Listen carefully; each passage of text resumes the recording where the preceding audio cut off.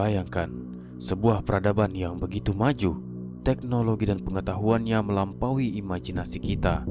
Di zaman sekarang kita mungkin memikirkan beberapa negara sebagai pusat kecerdasan dan inovasi. Tapi tahukah kalian bahwa di masa lalu ada cerita tentang sebuah peradaban yang jauh lebih maju daripada yang bisa kita bayangkan? Atlantis, sebuah nama yang selalu memicu rasa ingin tahu dan kekaguman. Konon Atlantis memiliki teknologi dan pengetahuan yang tak tertandingi, membuatnya menjadi salah satu misteri terbesar sepanjang masa. Apakah Atlantis benar-benar ada, atau hanya sebuah legenda yang diceritakan dari generasi ke generasi? Di episode kali ini, 2/3 akan membawa kalian menyelam lebih dalam ke dalam misteri Atlantis, mengungkap fakta dan teori yang mengelilingi peradaban legendaris ini. Apakah kita akan menemukan kebenaran atau justru semakin terjerat dalam mitosnya? Mari kita mulai. Ketika kita membahas peradaban masa lalu, tentu kita menginginkan kisah-kisah yang sudah tercatat jelas dalam sejarah dan didukung oleh berbagai penelitian ilmiah. Hingga kini ada beberapa peradaban yang diakui sangat maju pada masanya. Yang pertama, peradaban Mesir kuno dengan piramida, sistem penulisan hieroglif, pengetahuan astronomi, dan praktik medis yang maju. Yang kedua, peradaban Mesopotamia merupakan tempat lahirnya beberapa kota tertua di dunia seperti Uruk dan Babylon. Mereka menciptakan tulisan paku dan memiliki sistem hukum yang kompleks. Yang ketiga, peradaban Lembah Indus terkenal dengan tata kota yang sangat terorganisir, termasuk sistem saluran pembuangan yang maju dan arsitektur yang tahan lama.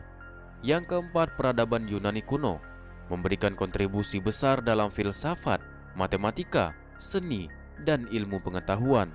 Demokrasi juga lahir di sini.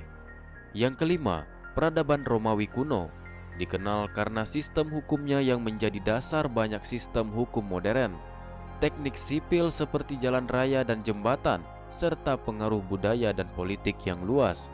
Yang keenam, peradaban Cina kuno dengan penemuan seperti kertas, kompas, dan pencetakan, serta pengembangan sistem pemerintahan yang efisien dan stabil. Yang ketujuh, peradaban Maya terkenal dengan kalender yang sangat akurat, pengetahuan astronomi, dan arsitektur yang mengesankan seperti piramida. Yang terakhir, peradaban Inka dikenal dengan jaringan jalan dan teras sering pertanian yang sangat luas, serta kemampuan mereka dalam konstruksi tanpa mortar. Dari peradaban yang telah saya sebutkan tadi, kebenarannya telah diakui secara luas oleh para ilmuwan berdasarkan bukti-bukti yang komprehensif. Temuan ini telah tercatat resmi dalam berbagai penelitian, menghilangkan segala bentuk perdebatan yang tak terbalaskan. Sementara itu, beberapa orang hanya bisa berimajinasi menciptakan teori-teori baru dengan akurasi yang bahkan tak mencapai 20%. Mengapa demikian?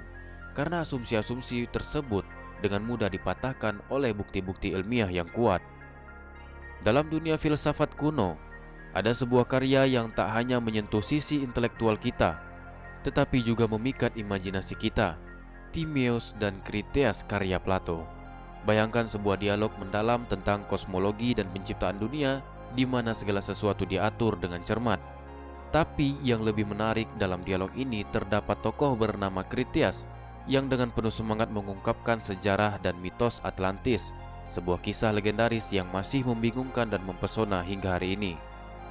Di sana Atlantis digambarkan sebagai sebuah peradaban yang hadir sekitar 11.500 tahun yang lalu, terletak di luar pilar Hercules yang sekarang dikenal sebagai Selat Gibraltar. Atlantis diyakini memiliki peradaban yang sangat maju dengan teknologi dan arsitektur yang canggih. Akan tetapi dalam waktu 1 hari 1 malam, kemegahan dan kekuatannya tenggelam ke dalam lautan dalam akibat bencana alam. Jika kita merujuk pada lokasi yang diungkap oleh Plato, yaitu selat yang memisahkan Eropa dan Afrika di barat daya, terdapat sejumlah penemuan dan situs bersejarah yang menarik perhatian arkeolog atau sejarawan. Penemuan-penemuan tersebut antara lain adalah gua-gua kuno seperti Gua St. Michael, mengandung artefak prasejarah yang menunjukkan bahwa kawasan ini telah dihuni sejak zaman prasejarah dengan artefak dari periode Neolitik hingga zaman perunggu. Kemudian di sekitar Selat Gibraltar, terutama di wilayah Iberia serta Afrika Utara, ditemukan berbagai peninggalan dan peradaban Romawi dan Kartago, termasuk reruntuhan kota, struktur, dan artefak yang menunjukkan adanya aktivitas perdagangan dan interaksi budaya. Selanjutnya, penemuan beberapa kapal karam dari berbagai periode sejarah di sekitar selat memberikan wawasan mengenai aktivitas maritim dan perdagangan di kawasan tersebut. Meskipun banyak ditemukan situs maupun peninggalan zaman kuno di Selat Gibraltar, namun tak satu pun yang bersentuhan dengan peradaban yang digambarkan oleh Plato. Dalam bukunya, Plato menekankan bahwa salah satu kemajuan utama yang dicapai Atlantis adalah dalam bidang maritim. Atlantis digambarkan sebagai sebuah kekuatan laut yang luar biasa, dengan armada kapal yang besar berteknologi tinggi. Kapal-kapal ini dilengkapi dengan sistem navigasi dan konstruksi yang maju. Kemungkinan mereka bisa menjelajah jarak jauh dan bertempur dengan efektif. Berdasarkan deskripsi yang telah disampaikan, ada beberapa aspek yang akan saya kupas. Pertama, mengenai ukuran armada kapal yang disebutkan memiliki dimensi sangat besar. Plato tidak memberikan detail ukuran dalam bentuk angka, namun ia menggambarkan Atlantis memiliki kanal dan pelabuhan besar. Ini menimbulkan hipotesis bahwa Atlantis mungkin dihuni oleh raksasa atau memiliki bangunan besar yang memerlukan banyak ruang untuk kegiatan sehari-hari. Namun, hipotesis ini terbantahkan dengan adanya temuan kapal-kapal kuno yang berukuran sesuai standar zamannya. Misalnya kapal perang trireme Yunani dengan panjang sekitar 37 meter dan lebar sekitar 6 meter yang mampu menampung 170 pendayung dan menjadi salah satu kapal perang paling efisien di dunia kuno. Begitu juga dengan kapal kargo Romawi yang dikenal sebagai Corbita, memiliki panjang 30 hingga 40 meter dan lebar 10 meter, digunakan untuk perdagangan dan mampu membawa muatan besar. Kedua kapal ini memiliki kepemilikan dan sejarah yang jelas, berbeda dengan kapal Atlantis yang hanya disebutkan dalam karya Plato. Untuk yang kedua, mari kita bahas teknologi canggih yang konon dimiliki oleh kapal Atlantis. Berdasarkan sejarah yang tercatat, penemuan kapal tertua yang diketahui hingga kini adalah kapal Khufu.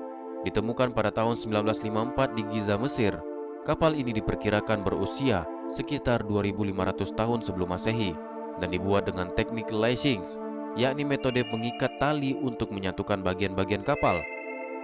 Teknologi ini cukup canggih untuk pembuatan kapal, namun tidak mencakup aspek navigasi maupun persenjataan. Sebaliknya, Plato mengklaim bahwa kapal Atlantis memiliki teknologi navigasi yang sangat maju, yang tentu sangat kontras dengan teknologi yang ditemukan pada kapal Khufu. Yang terakhir adalah jangkauan pelayaran kapal yang luar biasa dengan kemampuan tempur yang melampaui akal sehat. Pada titik ini, sangat sulit untuk membuktikan klaim tersebut, karena pada poin sebelumnya telah jelas dinyatakan bahwa tidak ada satupun tanda atau karakteristik yang sesuai dengan deskripsi kapal yang digambarkan oleh Plato. Namun demikian, kita akan menerapkan metode pembuktian terbalik. Dalam hal ini mungkin kita akan menganggap Atlantis sebagai korban dari cerita yang direkayasa, sementara pembuat cerita tersebut kita atribusikan kepada berbagai peradaban yang memiliki keterkaitan dengan dunia maritim. Berbagai peradaban kuno memiliki catatan pertempuran melawan musuh yang kuat dan sulit dikalahkan. Mesir kuno menghadapi kejahatan Het dalam pertempuran Kades yang berakhir imbang. Yunani kuno melawan Persia dalam pertempuran Thermopylae, di mana pasukan Spartan mempertahankan posisi mereka dengan gagah berani. Kekaisaran Romawi mengalami kekalahan besar melawan Hannibal dari Kartago di pertempuran Cannae dan berjuang dalam perang Gallia melawan Vercingetorix. Persia menghadapi kekalahan dari Alexander Agung di pertempuran Isyu. Cina kuno mengalami perang Chuhan antara Xiangyu dan Liu Bang yang mendirikan dinasti Han. Kekaisaran Mongol menaklukkan berbagai wilayah, termasuk Eropa Timur dan Timur Tengah, dengan strategi militer yang superior. Peradaban Maya sering bertempur antar kota negara seperti Tikal dan Calakmul dalam perang yang dikenal sebagai Perang Bintang. Pertempuran ini mencerminkan kemampuan militer, strategi, keberanian, dan tekad dari masing-masing peradaban. dalam menghadapi tantangan besar. Tapi sayangnya, antara satu sama lain telah mengenal dan mengetahui siapa lawan yang mereka hadapi. Lantas, jika Plato menyebutkan bahwa Atlantis memiliki kemampuan bertempur maritim yang hebat, tentu kita akan mempertanyakan siapa lawan dari bangsa Atlantis tersebut. Sejauh ini, saya berpandangan bahwa Atlantis bisa jadi merupakan sebuah alegori yang dipakai Plato untuk menggambarkan degradasi moral dan kehancuran peradaban. Sayangnya, penafsiran yang beredar terlalu berlebih-lebihan, menyebabkan kebingungan serta imajinasi yang membuat manusia terjebak dalam rasa ingin tahu yang tiada habisnya hingga kini. Meskipun demikian, mengapa sebagian orang tetap mencari kebenaran tentang Atlantis? Lokasi dari peradaban maju ini masih menjadi bahan perdebatan. Indonesia sendiri sering disebut-sebut sebagai salah satu kemungkinan lokasi peradaban Atlantis tersebut.